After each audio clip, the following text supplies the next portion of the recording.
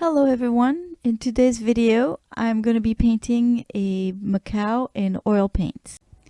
To do so I'll be using some Daniel Smith water-soluble oil paints, an assortment of odd brushes, and a small canvas. It's an ACEO size, it's 2.5 by 3.5 inches.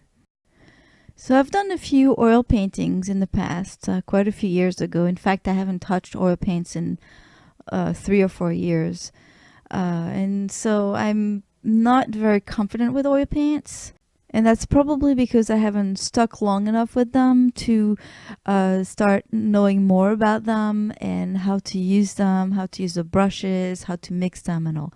So I wanted to give them another try because I really like oil paintings and I really like the blending and the buttery texture of the paints, and so I knew I was gonna struggle, but I just wanted to give it a try. Do keep in mind that this video is sped up quite a bit, and so I know it's looking like I'm flying through it, that I'm having a great time and I'm really good at it, but it's really not the case.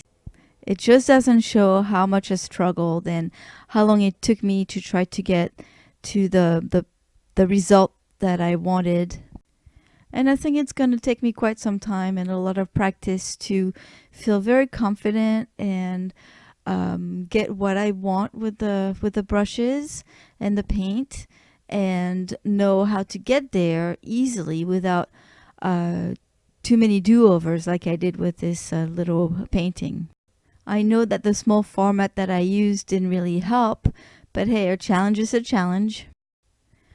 The Daniel Smith water-soluble oil paints are very similar to the regular Daniel Smith oil paints. They're very creamy, and I like that I can use just water for solvent, and the brush cleaning is very easy because of that. So I did this painting a la prima, just wet on wet in one sitting, because I didn't want to have to worry about layering and adding fat over lean and all that. So what I did with my mixes was just adding a few drops of water when I needed to. I really struggled with the background. I really wanted to blend the colors very smoothly, and I don't know if I didn't have the right consistency for the paint or the right kind of brushes. I'm going to have to research that for the next painting. But it really took me a long time for that background, and I'm still not quite very happy, but I had to stop at some point. Then I realized that I had gone over the drawing a bit, so luckily I was able to wet a brush with water and then kind of erase and remove some of the paint and carve out the beak, for instance, that was totally covered in paint. And the paint just came right off, so that was pretty easy to fix that problem. Also, I found out that when you paint wet on wet, you need to have lots of towels with you because the colors get mixed together, and you want to keep your brush clean all the time so that you don't end up with a big mess and a blob and mud everywhere. So you'll see my brush is constantly going back from the palette to the painting to the paper towel back to the palette, because I always put some fresh paint on my brush to apply clean color on the painting. The other part that really gave me trouble were the blue feathers. You'll see in a little while, because I kind of messed it up. I realized that it's better to add the dark colors first and then add the highlights. I'm so used to the colored pencils, and where you have to do the opposite, where it's better to do the lighter colors first. Whereas using oil paints, I had a hard time adding darker colors on top of the lighter colors.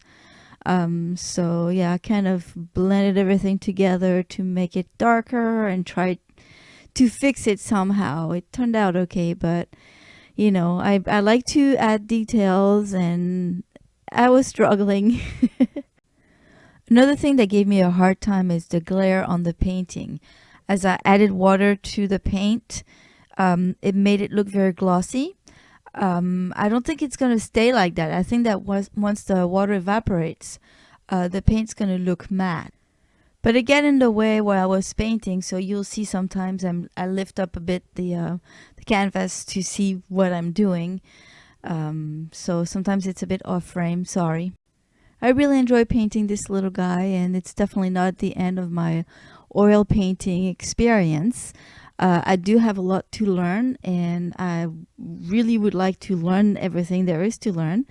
I'm going to try also to paint with just a knife. That would be fun. I just need to be patient enough to let the oil dry, the oil painting dry, because with everything else I use, the painting or the drawing is done and ready instantly. But the good thing with water-soluble oil paint is that the painting is dry to the touch instantly, because the water evaporates, but the paint itself, the oil paint, will take a few months before it's dry, just like with regular oil paints. Hope you like this new video. If you have any questions, just let me know, and I'll see you next time. Bye!